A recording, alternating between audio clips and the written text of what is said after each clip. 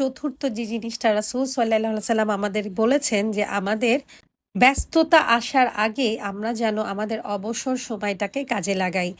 অনেকেরই দেখবেন অনেক সময় চাকরি-বাকরি যখন থাকে না তখন উনারা হা-হুতাশ করেন। সম্পর্ক ভেঙে গেছে, আমরা হা-হুতাশ করি। আমরা এগুলো কিছু করব না বরঞ্চ ওই যে অবসর সময়টা আছে, ওই যে কষ্টে আমরা আছি, আমাদের এখন চাকরি নেই, আমাদের এখন কোনো সংসার নেই। আমরা এই সময়টা আল্লাহর ইবাদতে কাটাবো। কারণ অনেক সময় আল্লাহ সুবহানাহু ওয়া তাআলা আমাদেরকে অবসর সময় দেন, আমাদের কষ্ট দেন উনার কাছে টানার জন্য।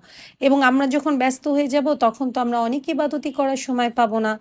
হয়তো শুধু ফরজটা করছি বা শুধু সুন্নত নামাজটা পড়ছি, অনেক নফল ইবাদতই আমরা করতে পারবো না।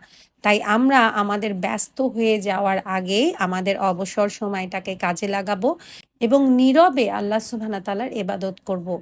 আমরা বেশি, বেশি তাহাজ্জুদ পড়ার চেষ্টা করব। আমাদের সবাইকে ধৈর্য ধরে ওই সময়টা ইবাদত করতে হবে। কারণ বুঝতে হবে যে এটা আল্লাহর এমন একটা পরীক্ষা যেটা দিয়ে আল্লাহ আমাদেরকে নিজের কাছে টানতে চাচ্ছেন।